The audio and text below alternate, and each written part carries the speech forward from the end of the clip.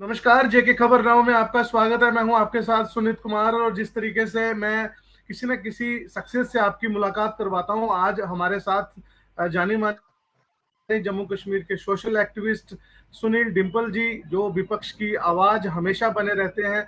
और अभी तक वो किसी भी पॉलिटिकल पार्टी से वाबस्ता नहीं है, लेकिन फिर भी एक विपक्ष की मुखर आवाज वो बने रहते हैं और आप हमेशा उनको प्रोटेस्ट करते हुए देखते हैं। सुनील डिंपल जी, आपका बहुत बहुत स्वागत है जेके खबर नाउ में।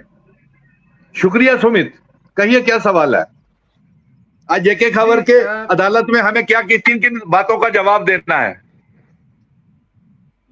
नहीं सर, ऐसी कोई बात नहीं है। हमने लाइव सेशन की शुरुआत हम आप दर्शकों को बताते चलें कि सबसे पहले जो जेके खबर नाउ पे लाइव सेशन स्ट्रीम यार्ड पे जो हम करते हैं, सुनील डिंपल जी से ही की थी, लेकिन उसके बाद हम कभी भी उनसे लाइव कर नहीं पाए और ये सिलसिला हम लगातार जारी रखेंगे। सुनील डिंपल जी, मेरा सवाल आपसे ये है कि अपोजिशन पार्टीज जम्मू कश्मीर में कहती तो हैं कि हम बीजेपी से लड़ेंगे, बीजेपी के खिलाफ है। जम्मू प्रोविंस की अगर हम बात करें, कश्मीर में तो रीजनल पार्टियां बीजेपी से कहीं आगे हैं, लेकिन जम्मू रीजन में और पूरे जम्मू कश्मीर में आपने सभी पार्टियों को इकट्ठा करने की कोशिश की थी।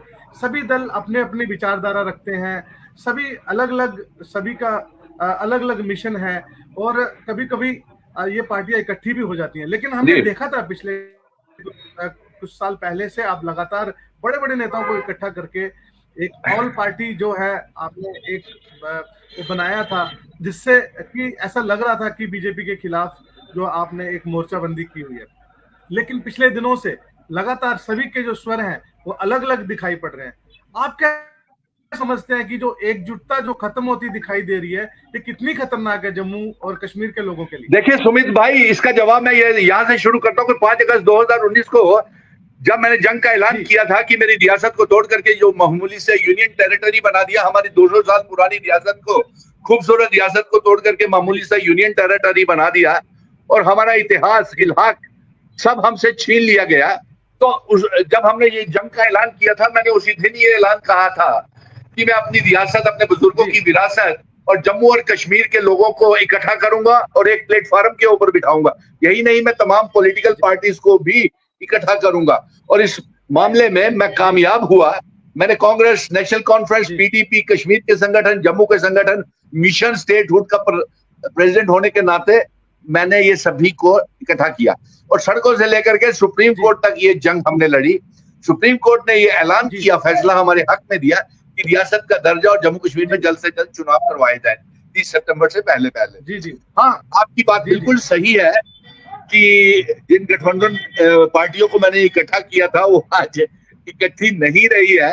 ना जाने उनकी अपनी अपनी क्या वजूहात रही होंगी कि नेशनल कॉन्फ्रेंस ने पहले पीडीपी को जवाब दे दिया और नेशनल कॉन्फ्रेंस अपने लेवल पे पार्टी है, पीडीपी अपनी पार्टी है, दोनों की अपनी अपनी मर्जी है।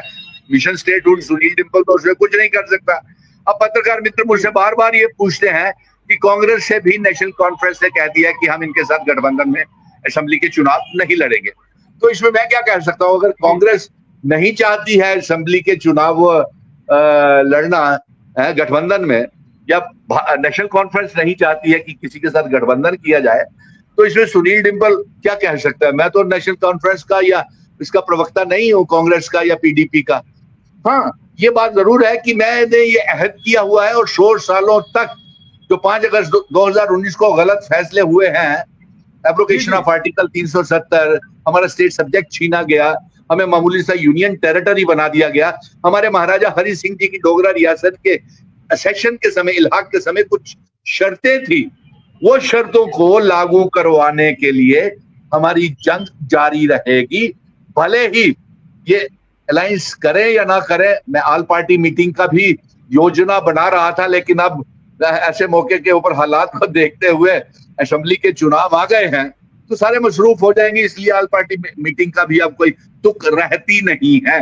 और दूसरा, आपने कहा कि चुनाव आयोग जम्मू कश्मीर के दौरे के ऊपर आया हुआ है, तो मैं ये बात कहना चाहता हूं कि सुप्रीम कोर्ट ने जो हुक्मनामा जारी किया हुआ है कि 30 सितंबर से पहले पहले जल्द से जल्द असेंबली के चुनाव करवाए जाएं, तो इलेक्शन कमीशन आया हुआ है, उसको चुनावों का हम फुल बेंच से खुद दिल्ली में मिले और कई बार गुहार भी लगाई हमने कि जम्मू कश्मीर के लोग मुश्किल में हैं। आज भी अभी हमने बहुत बड़ा प्रदर्शन किया, सैकड़ों लोग मेरे साथ थे और हम ये मांग कर रहे थे कि जम्मू कश्मीर में असेंबली के चुनाव करवाए जाएं, उनकी तारीखों का ऐलान किया जाए और साथ में जो अनकॉन्स्टिट्यूशनल पावर्स जो लेफ्टिनेंट गवर्नर और चीफ सेक्रेटरी को दी गई है वो सारी वापस ली जाए।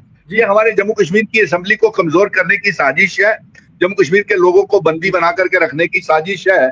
अरे यार सुमित भाई देखो, हमारा जम्मू कश्मीर एक मुल्क था जहां पे प्राइम मिनिस्टर हुआ करता था, प्रेसिडेंट था, सदर रियासत था, प्रधानमंत्री था, हमारे कई डोगरा नेता प्रधानमंत्री रहे हैं, प्राइम मिनिस्टर रहे हैं। उस मुल्क की जब इल्हाक हुआ, असेशन हुआ, वो असेशन की शर्तें 5 अगस्त 2019 को भारतीय जनता पार्टी ने तोड़ दी और जो हमारा स्टेट सब्जेक्ट था, हमारी आइडेंटिटी, कल्चर, डेमोग्राफी, इतिहास, वजूद सब खत्म कर दिया।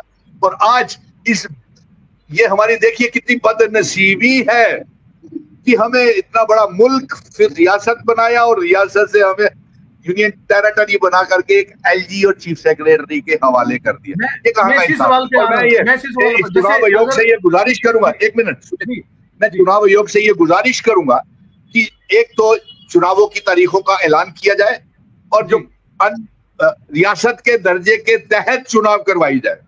और तीसरा, प्रधानमंत्री प्राइम मिनिस्टर मोदी जी और गृह मंत्री अमित शाह जी, जो आपने वादा किया हुआ है, अपने वादों को पूरा कीजिए और रियासत के दर्जे के तहत चुनाव करवाइए। और ये जो पावर्स हैं एलजी की और ये चीफ मिनिस्टर को कमजोर करने के लिए और मिनिस्टर्स, एमएलएस को और वोटर्स की और असेंबली को कमजोर करने की एक साजिश है, ये हमें कबूल नहीं है।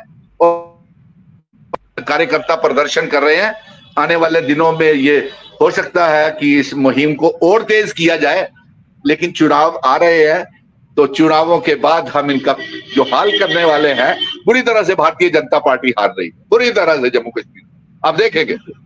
अगर आपने अभी तक जेके खबर नाउ को सब्सक्राइब नहीं किया है तो अभी सब्सक्राइब कीजिए और ताज़ा तरीन खबरों की जानकारी के लिए www.jkkhabarnow.com पर देश दुनिया की खबरें भी आप देख सकते हैं।